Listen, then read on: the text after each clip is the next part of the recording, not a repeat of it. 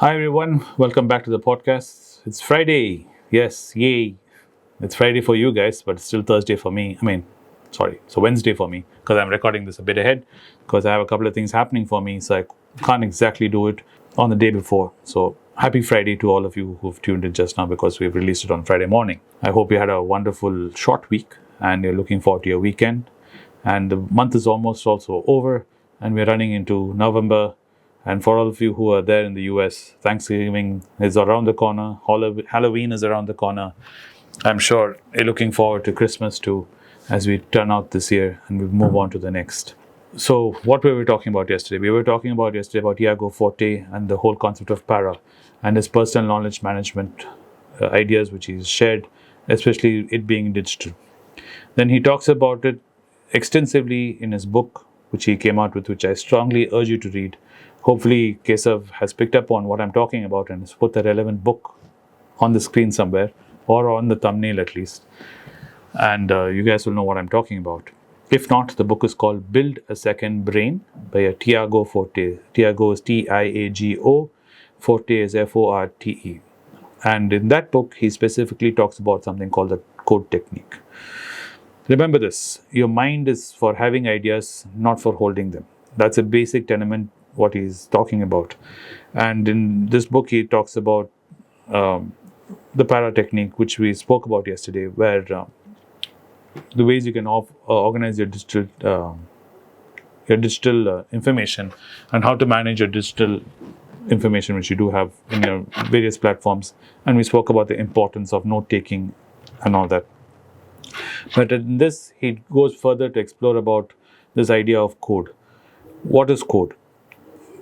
The code is an established second brain technique which he's developed and he's using, and he tells everybody to use this. It's very close to the para technique. I would say it's more of a refinement of the para technique. Because why do we have these acronyms? You might be wondering, what is para, what is code? Why do we have these words? The reasons why acronyms we have is acronyms help us to remember things.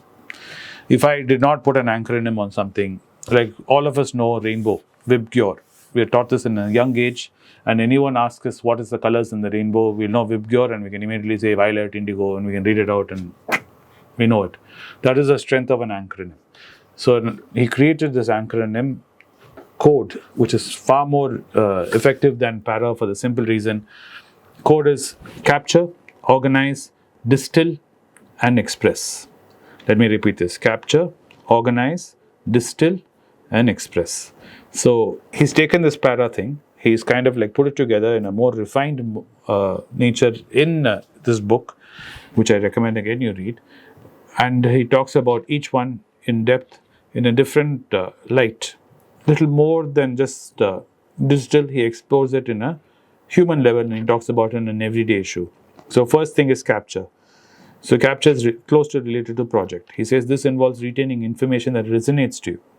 It's forming a habit of capturing knowledge, which in turn benefits mental health by alleviating fear of forgetting. All of us suffer from this thing of forgetting. We perpetually want to remember. And because of this fear of forgetting, we tend not to remember. It is human because your brain is very good at generating ideas, but your brain is very so-so to remembering ideas. Yes, critical things it remembers. As you get older, as your brain's hard drive starts packing with more and more information, as your memory starts getting full, your memory card in your brain starts getting full, it gets harder and harder to store information for recollection. The only way you'll be able to start doing that is you voluntarily let go of certain memories so you can keep new ones in place. All of us can remember many things about our school if I ask, but if I specifically ask you, what did you have for dinner 3 nights ago? You will find it very hard to remember, and you'll have to think, try to recollect other events around that and try and probably pin it down. Some of you, like me, won't even remember because we don't pay much attention to what we consume. As long as it's healthy and is within our diet plan, we consume it because we feel if we pay too much attention to it, we'll fall off our diet wagon and we'll tend to consume more than we need. So this is what he talks about. This is called capture. So this involves information which is important for you. He learns about capturing that knowledge, so it prevents you from derailing yourself and getting into the fear of forgetting. The trick lies in discerning the value within the content and focusing on the essentials. So, whenever we get something, like when we're reading, there's so much of, as my son would say, fluff with it. The knowledge is actually very little. The kernel of knowledge, the essential thing is very little. Because for something to get driven into your brain, we tend to repeat the same information in different forms over and over again. So when you're reading it, it kind of gets into your head. So you tend to remember it. So that is the point of in a textbook where it'll talk about the same thing over and over again and you kind of get bored of it. Which is what my son was talking about. So this thing of discerning and looking at the content and pulling out what is essential for you and using that and storing that is important. So he says, like in browsers, you have highlighter tools. In ebooks, you have highlighter tools. And you should capture it, use those tools. Highlighting is a tool which I don't see many people using at all. And I use it. I use it in my ebooks. I use it on websites. I use it on anything and everything I read. Even my physical books, I take notes on the side and I highlight them. I paid money, it's my book. So I definitely will do everything to it. My mother used to find it sacrilegious to do that to my books, but I used to be like, it's my book and I need it. And the book, especially if it's something like a personal development book, I should be able to recollect the knowledge as and when I want. And I don't need to go about looking back and tracing the whole paragraph, the chapter, trying to find out what I read, when I read it, and why I liked it. So I tend to highlight these things. He says it's a very wonderful way of keeping that distilled information easy to access. So learn to do that. Learn to segregate your content.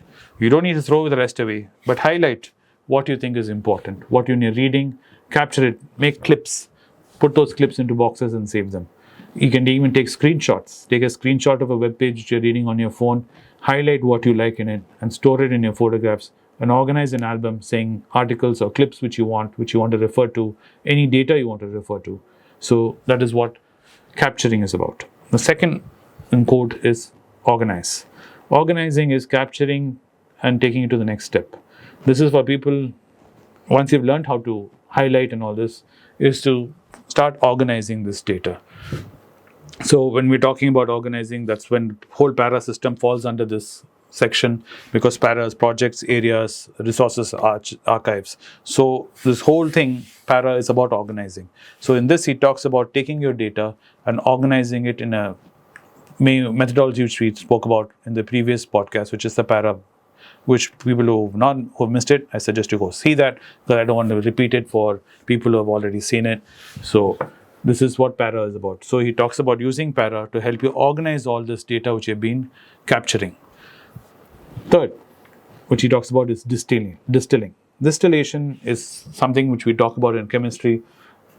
All of us who consume alcohol will know what distillation is. Distillation is about refining and removing all the unwanted stuff and taking the purest of the pure. That is what distillation is about, in essence.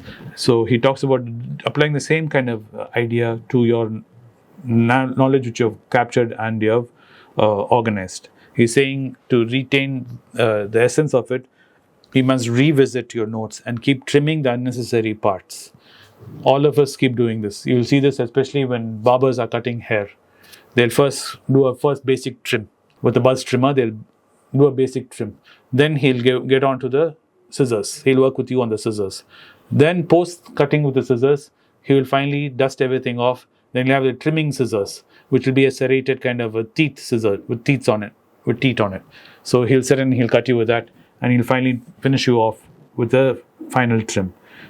The same kind of idea is what he's talking about in this.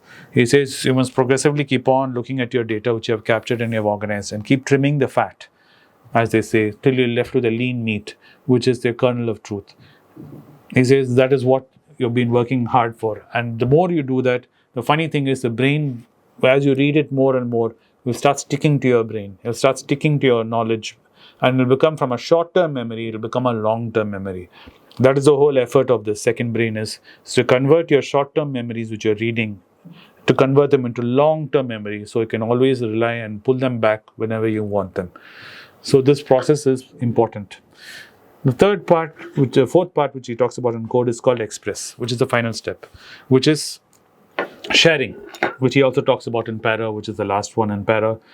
This is Important for the simple reason, again, like what he says, it's our innate desire for humans to share. Like, why do I do this? It is for me. I like, as a human being, to be social. I like interacting with other people, and I like sharing whatever I learn. And sharing creates and cultivates deeper understanding of whatever knowledge we're seeking. And group learning, that is why we do group studying when we are in college, and that is why we do group learning, because knowledge sharing is a social activity, knowledge gaining is a social activity. Not anybody and everybody in this world can learn in a silo, which is mean be locked up in a confinement and gain all knowledge by themselves. There are people who are gifted like that, but for all of us, or most of us in this world, we gain better knowledge by interacting and sharing and expressing. Even language, for example, Keshav was asking me the other day how to improve his English. I said by reading and talking. More than reading, you have to talk. Whatever you have read, you should be able to understand what you have read and be able to express it verbally. So this is what code is all about. Code is, like I said, capturing, organizing, distilling, and expressing. This is what he talks about in the book, The Build a Second Brain. And I think this is a wonderful methodology for all of us to try and use in our own personal knowledge development. A lot of us keep asking Anand, keep asking me, how do I improve myself? How do I get this habit of reading a book? So this is one methodology which I can think you can use, which is to capture the information you want, organize it, distill it by going over and over again, seeing what it is, and removing all the unnecessary fat from it, and then learning to share it and express it is what I think is a way of getting through this. Anyway, I hope you found this podcast informative and entertaining. And it being a Friday, I hope you have a wonderful day ahead of you as you dive into the weekend. And I'll see you on the next one tomorrow. Thank you.